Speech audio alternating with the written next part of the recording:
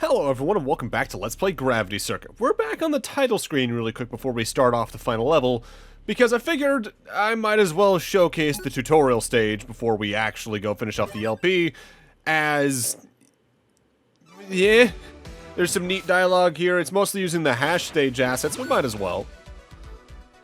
Greetings, Gravity Circuit. Welcome to the Special Circuit Training Program. Let us go over some basics to get you up to speed. It's been a while since your last mission. Feel free to warm up your servos and proceed to the next room. Doors on the right. By and large, it's just a series of rooms that give you one mechanic at a time you can deal with. Like the first one's just basic movement, and it's wall sliding and jumping and all that. I like when games decide to do tutorials like this, where it's a separate thing accessed from the title screen, as it lets them have a more straightforward onboarding experience that actively doesn't harm the start of the game in a way that I know some people talk about. I don't mind when they do it to begin with, especially if they just do like screens like this in a platformer like this, because I think the fast-paced opening is important for something that's trying to be somewhere between Mega Man X and Mega Man Zero. But I'm not going to decry a game for having a tutorial that's in the main game either, although I will appreciate if they do the thing like what FF16 does, where if you've played the game before, you can just skip the first little bit and get to where the action truly starts, if it has a slower paced opening. I like over the past couple years that games have done that for repeat playthroughs, and I really appreciate that. God knows I wish more of the Battle Network games, for instance, actively had a "do you want to see this tutorial" option before you did those usual start of game 3 virus battles that showcase the same thing in basically all 6 games. I especially like this last room where they teach you about how burst techniques work, because the 4 they give you actively work well together as a potential combo, so it allows you to really see what you could potentially do in the combat in this game, as I think I've done a decent job of showing off in the boss fights. Not a perfect job. Speedrunners are probably far and away the best thing to see for what you can do with that, just like with Mega Man 03. If anything, I think this game is easier to do combos in 03, if only because they kind of teach you about it in a way that 03 really does not. This concludes the training program. Well done. And with that, let's get on back to the stage select screen, because it's time for us to start the final level.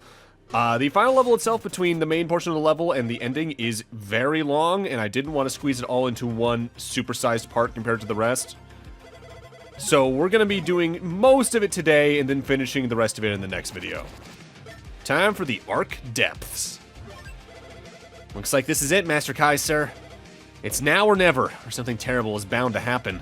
We have no clue what's waiting for you there, but I hope for your safe return. Don't worry about me, Pat. I'll trust HQ to you. I won't let you down, Master Kai, sir. Transfer to this location? Roger, prepare for transfer. Mind, part of the reason this level is so long is because of how I handle it. But I'll talk more about that once its main gimmick becomes more clear. Also, this screen... hello, end of Mega Man 7. Although I guess most Mega Man final levels have something like this for when they want to prepare you for the usual Wily fight. So what few mechanics weren't used in the previous stages in the Ark are used here, but it also has its own new thing. The compactors from Trace's stage are now operated with a button. When you press it, they retract. But when you pass through the security beams from Hash's stage, they start closing back in. And if you get crushed, well, that's a lot of HP damage you just took. Ah, glad to see you made it, Gravity Circuit. Your target lies down below, behind these security gates. We'd need to work together to unlock them. Pick a side. I'll handle the other. Good luck. So the way this stage works is that it is several two-way paths that you get to choose between in order to actually find the ending of it. Whichever path you do not take, Nega himself will. Just in case you decide to go a route different than mine in the main playthrough, I'm showing off all of the potential paths. Each one of them focuses on a different mechanic from a certain boss's stage, usually intermingling it with other mechanics in ways that really make for a pretty difficult stage in the long run. I think the timing with the compactors, though, when you hit the security lasers, is probably the hardest part of most of it. The way I handle the main playthrough here for the footage is I believe I go right every time. Whereas when I came back through on a second run, I went left every time. Notably, if you die in any of these sections, you get sent back to the route choice instead of the start of whatever route you died in. Which is handy, because say you are going down a pathway and you die 3 or 4 times and you're not really liking it, you can just decide, alright, let's try the other one instead and maybe have a better time. And on that note, actually, something I don't think I mentioned yet. This game doesn't have a life count. Deaths are their own punishment in this game, losing the progress you put into the level. On top of, you get, I believe, less money because of the damage costs it takes to die at the end stage ranking screens. Which I personally think is the right way to handle it for a game like this specifically, as given the high-speed action here, having to redo levels in the case you died too many times, I think would be too much in the modern day. I will never say lives are pointless, because I do think they have their own unique charm and stress/challenge rating that games without them sometimes lack. But for a game like this that's all about doing things as efficiently as possible with its combat, I prefer this system. I'm trying to think on what the last time I actively got frustrated with the game having a life system was, and I think, and I want to say maybe we talked about this game slightly already in this LP, I want to say it was Panzerpelting, because I believe that had lives. And it's mostly just because of one specific level near the end of the game that really frustrated me with how it was compared to the game's mechanics and what it expected from you. Because I really did like most of that game. It's just that one level really irked me. But I'll talk about that whenever I get to that game. Thankfully, it's something this game, this level specifically does to keep itself interesting as well. While the route choices exist, there's also level sections between them that give you a good idea of what you should be expecting for the next couple. And I think that really helps give each of these sections their own identity, even with the reused mechanic ideas. Like, I think this is one of the better final levels of this specific type of genre that I've played in a while. Like, right here is probably one of the most punishing places to even, like, take a hazard shot, because you can ultimately lose, like, 20, 30 seconds of progress in this platforming section if you hit the spikes at the wrong spot. Because if memory serves, earlier on in the LP, the way I described hitting hazards is that they send you back to the last solid ground you stood on, and that's largely true. But there's sometimes in sections like this where they will send you back to the very beginning of it anyway. I'm assuming probably due to some timing stuff or something like that, but like in that case where I hit the spikes right there, I didn't go back to the last solid ground I was on. I went back towards the very bottom of the room, which is why I jump cut there. It's just a little weird with this slight inconsistency on it, but I'm assuming there's some behind-the-scenes programming reason for it. Like maybe, okay, it needs to be a safe ground where there's also not technically an enemy that's spawned nearby or something like that. Not enough for it to really matter, but it'll irk you in the few cases it actually does happen. If there's another level that really interests me when it comes to the master levels set, though, because I still haven't played those, like I brought up a couple times earlier in the LP, this is one of them, because this is already, like, I'd say probably some of the best hazard level design the game has to offer in terms of what they throw at you and what combinations. I'm very curious on what they do for this on Master Mode. And on that note, I should note, I actually really appreciate these devs for several reasons, of course, in terms of what they obviously take inspiration from, the efforts they put in with the game to begin with. But also just want to shout out how good they are about actually, like, fixing feedback and bugs, because even just, like, 3-4 days ago at the time of this recording, they actively patched the game again to fix some bugs that were introduced by the new major update that added, like, the Master Mode stuff and all that in a way that not many devs would get on that quickly. Like, even certain other major indie games would take probably an extra week or two, probably, because they probably would wait for other bugs to be found. Because something I don't think people usually think about is that patches cost money to do, to my memory. I forget the exact numbers I saw at one point, but it ain't cheap to do a patch for a game. Now that I think about it, I don't think I ever talked about the exact modifiers they added in the 1.2 update, albeit some of them I've hinted at and have just talked outright about, like master levels. Talk about them in specific and even just quote the Steam page for what each single modifier does.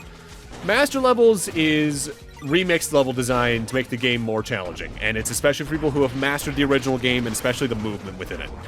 Rude enemies changes up enemy and boss behavior to just be kind of dicks, and when you combine that with hard mode, they also have a lot more health. Double hazard makes any in-game hazard deal double damage, so things like spikes, bottomless pits, and all that are now a lot more threatening, and in that regard, it's probably a lot closer to what would be a classic game difficulty in that regard.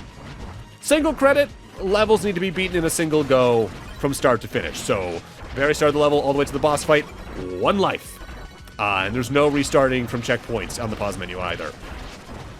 Iron Circuit is no saves until the game's cleared. And there's also no restarting from checkpoints. Death sends you to the title screen. It's a single credit mode. It sounds rough. And Flip World is, well, the level design's upside down. You're walking on the ceiling. Although I forget if it's actually you're on the ceiling or if it's just literally like the ceiling is now where the floor is for most levels. I think it's that. There are some things it doesn't work on, but largely it's that, and that just seems like a silly way to play the game.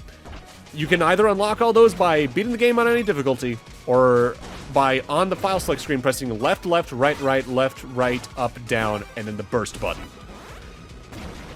And if you beat the game with any of those on, or if you get what is known as everyone is there, you might even see a little extra something. And we'll talk more about that later on. I'd say this section right here is probably the hardest of all the platforming sections within this specific level, if only because if you're not using certain burst techniques to get some extra horizontal distance, the swinging sections here I'd say are the worst in the game because of the changing altitudes of the ceilings you're swinging from. They'll move upwards, they'll move downwards, and in the worst cases, they'll do both. And the adjusting for that can be really rough. Having things like the multi-kick, the gravity dash especially, and all that, I'd say is very recommended here, just to avoid any potential issues. But at the same time, if you're having too much trouble here, you can just go the other direction at the route choice. There is a part of this that also kind of reminds me about Mega Man Unlimited with how it handled its final stage, but I think in terms of both frustration level and level design, this is the stronger of those two things, but that's just because I really don't like the final stage of Mega Man Unlimited really much at all. Moments like this where I really hope if this game gets a sequel, that thing I talked about last time happens, where they add like loadouts you can swap between with the press of a button. Because having like a burst technique and enhancement chipset just for platforming like this would be really helpful. Although, it really makes the moments where you get saves like that not feel as good. Oh god. The timing of this particular swing past this particular laser is kind of tight to a point of feeling really rough, but again, if you're dying too much of this section, just go the other way. It's the easier of the two routes over there anyway. Alright, final of the 4 sections that actively have a route choice. It's effectively sort of themed around one stage per. Not quite, but sort of. Additionally, I've said it before in the LP, but if you're having trouble with the platforming section, even if it's on the route choices and you're having trouble with each, my biggest advice is, despite the game's control in the want of you to go fast because of, say, Kai's scarf and all that, I guess it's like the exhaust fumes, just take your time. Don't try to rush every level design choice. I know I fall into that trap myself sometimes in games where I'm constantly trying to move fast. There are times like this where you really shouldn't do that. It will not help you in the long run to do so. It'll ultimately induce more frustration and more time in the level itself. Especially when it's a section like this, trying to rush in around here with these regenerating blocks, you might walk into one of the spike blocks on accident and just get stuck in a section over and over again like I had happen here a little bit even. It's the best advice I can give for a lot of Mega Man likes to begin with, but especially with a game like this, take that into your heart. On that note, I really like Kai's energy scarf / exhaust fumes. I think it's a direct reference to Command Mission. And yeah, more games need to reference that. Command Mission is good, albeit it has a lot of weirdness that I will talk more in depth about whenever I get to doing an LP of that, because that is a game I want to do. It's just, it's a long game because it's an RPG, and I don't like to do too many of those in a row because of the prep I need for a single one of those. I think what makes these route choices so interesting to me is that while they all use some of the same mechanics, it feels like each of them focuses on a different platforming aspect in the literal skill set, that if you're having trouble with one, you'll probably have an easier time with the other because of that, and I really do appreciate that physical level of it. Like, this route here on the left is more focused on left to right platforming, from thing to thing, trying to not get hit by the spikes, rather than the constant bottomless pit below us in the second one we were just in a moment ago, for instance. And I think that's a really neat way to do this, so they're not too samey feeling, despite using a lot of the same things. If I didn't want to showcase all 8 of these paths, this probably could have been a level that was done in one video, but I really did want to showcase them all in the case you decided to go a different route. Plus, I think each of the routes are interesting in their own ways for what they do with the mechanics, that it's worth it. Off the top of my head, having just watched through them again, I also want to say most of the routes are about the same length at any given split. So it's not like you get this one that's easier but like twice as long, or this one that's harder but like half the length. They're about equal, it's just that they test different ability sets. Mega Man-like final levels really do tend to take like one of 4 different routes though. Either it's the type where it's just literally the final boss and maybe like a 2-second platforming section before it, i.e. Mega Man 2. Sometimes it's literally just the final boss. Sometimes you get the boss rushes in there and that's how they do the final level. I tend to prefer when they do the type that's just fully original level design like this. Do I prefer it if it has them split paths? It's kind of rare for that to be the case anyway, but yeah, usually. But I think this game uses its ideas well enough that you don't really feel the length of the final stage in that regard too much, unless you're dying too much in one section. Once we're down here, though, we are at the bottom. The final boss is before us. But because of my route choicing thing earlier on top of the length of the cutscenes, I'm electing to split this video into 2 parts. If, say, this LP was a lot of, like, 30-minute long videos, having a 45-minute long finale would have been fine for me. But because it's largely a lot of, like, 14 to 22-minute long videos, yeah, that didn't quite hit well in my brain. I didn't like the feel of that for pacing, so we're splitting it in 2. But with that, I'm gonna need to end this off here. Thank you guys for watching, and in part 12, we're gonna find out whoever's at the bottom of this here arc and see if we can put an end to them. See you guys then.